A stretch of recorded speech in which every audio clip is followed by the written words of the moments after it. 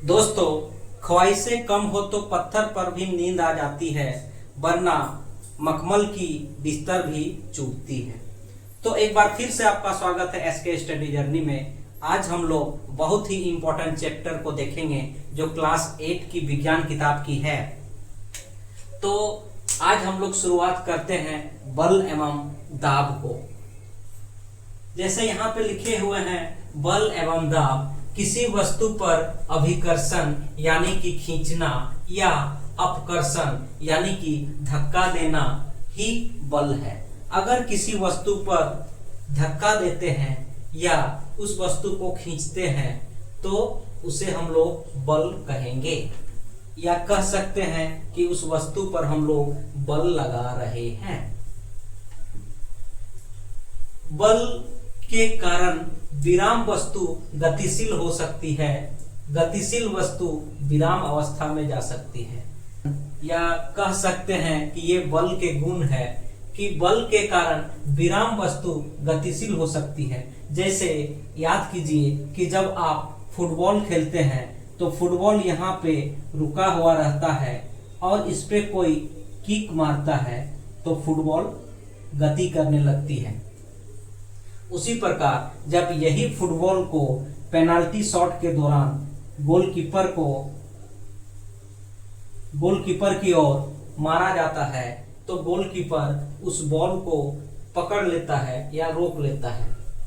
उसी प्रकार वस्तु की चाल में परिवर्तन, अगर कोई वस्तु गतिशील है और उसमें इधर से थोड़ा सा बल लगा देंगे तो उसके चाल में परिवर्तन आ सकती है।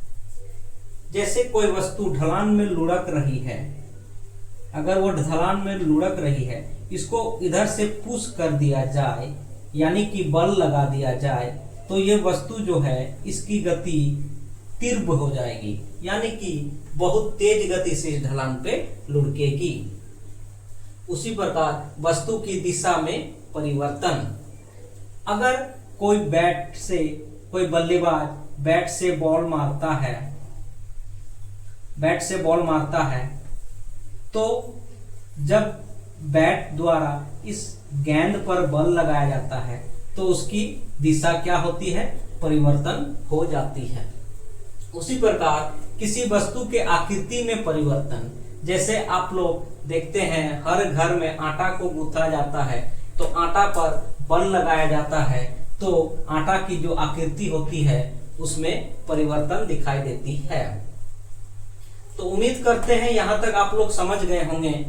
आगे हम लोग देखते हैं कि बल का परिमाण क्या है।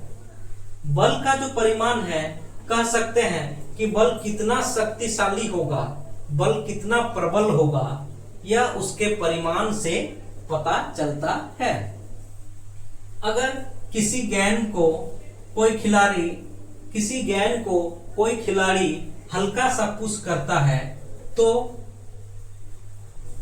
उसकी बॉल की जो गति होगी वो गति कुछ कम हो सकती है, लेकिन अगर कोई खिलाड़ी इस बॉल को बहुत जोर से किक मारेगा तो ये बॉल की जो गति है वो बहुत तीव्र होगी। अतः कह सकते हैं कि इसमें जो लगाया गया बल, उस बल पर गेंद की गति निर्भर करती है। तो इस गेंद पर जो बल लगाया जाएगा उसी को हम लोग परिमाण कहेंगे। जैसे दूसरा उदाहरण लेते हैं, हम लोग एक दूसरा उदाहरण लेते हैं कि अगर कोई एक वस्तु है, इस वस्तु को किसी एक आदमी के द्वारा इसको अगर पुश किया जाएगा, ठेला जाएगा तो इस वस्तु की जो गति रहेगी वो गति संभवतः थोड़ी सी कम रहेगी, लेकिन अगर दो व्यक्ति के द्वारा इस वस्तु को ठेला जाएगा या धक्का मारा जाएगा या पुश किया जाएगा तो एक आदमी के द्वारा जितना स्पीड से एक आदमी के द्वारा जब धक्का मारा गया था तो जिस गति से ये सरकी थी या गति उत्पन्न हुआ था उसके बनिस्पत जब दो आदमी इस वस्तु पर धक्का मारेंगे तो वो ज्यादा रहेगा। अतः कह सकते हैं कि बल कितना शक्तिशाली होगा यह बल की परिमाण पर निर्भर करता है। अब यहाँ एक समझने वाली बात है कि बल अगर एक दिशा में हो, बल अगर एक दिशा में लगाया जाए, यानी कि बल को एक ही दिशा में लगाया जाए, जैसे हम पहले भी उदाहरण बताएं कि कोई वस्तु अगर ऊपर से नीचे लुढ़क रही है, कोई वस्तु ऊपर से नीचे लुढ़क रही है, इसमें इसको लुढ़कने की दिशा में ही बल लगाया जाए तो इस वस्तु की जो स्पीड है वो चाल क्या होगी, बढ़ जाएगी। उसी प्रकार बल अगर विपरीत दिशा में हो, अगर इस तरफ से वस्तु लुढ़क रही है इधर और हम बल लगाएंगे इधर, तो अगर बल का परिमाण वस्तु के लुढ़कने के जो बल है उससे ज्यादा रहेगा तो ये वस्तु नीचे की ओर नहीं लुढ़केगी। अगर ये लुढ़कने का जो बल है वो इधर से लगाए जाने वाला बल दोनों लगभग बराबर होगा तो ये बॉल जो होगी रुक जाएगी। और हल्का सा अगर लुढ़कने वाला जो बल है उस बल से इधर से धक्का देने वाला बल अगर कमजोर होगा तो क्या होगा, इसकी गति जो है वो चाल घट जाएगी। हम कह सकते हैं कि किसी वस्तु पर अगर एक ही दिशा में बल लगाएंगे तो वस्तु की गति में स्पीड आएगी और विपरीत दिशा में लगाएंगे तो वस्तु की जो गति रहेगी उस गति में कमी आएगी। अब यहाँ पे हम लोग बल के प्रकार को देखेंगे। तो बल के प्रकार को हम लोग देखते हैं। बल के जो प्रकार होंगे, बल दो प्रकार के होंगे। पहला जो होगा वो संपर्की बल, संपर्की बल, और दूसरा जो होगा असंपर्की बल। ये संपर्की बल जो है इसको दो भाग में हम लोग बांटेंगे, घर्षण बल एवं पेशी बल, यानी शरीर के द्वारा लगाया गया बल। उसी प्रकार असंपर्की को भी दो भाग में बांटेंगे, एक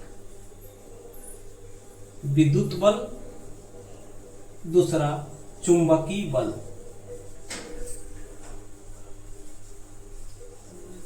यहां समझते हैं संपर्की बल, यानी कि जब कोई वस्तु में बल लगेगा तो वह वस्तु अन्य वस्तु के साथ संपर्क में रहेगा।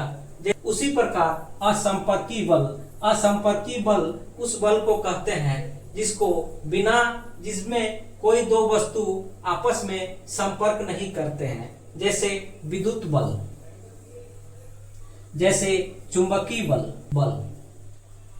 उम्मीद करते हैं कि बल को समझ में आ गया होगा। अब हम लोग दाब को देखते हैं।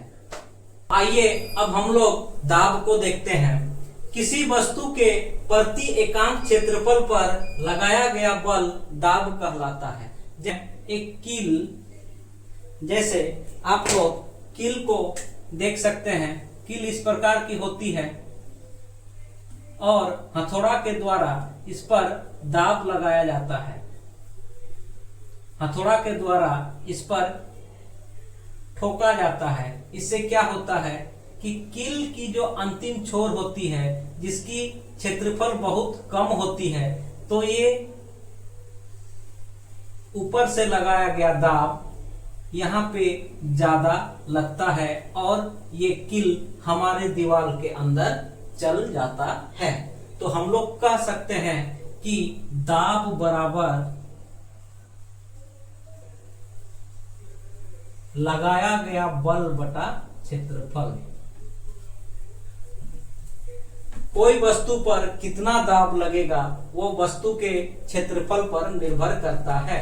जैसे इस कील के उदाहरण में हम लोग देखें, यहाँ का जो क्षेत्रफल है ये बहुत कम होता है।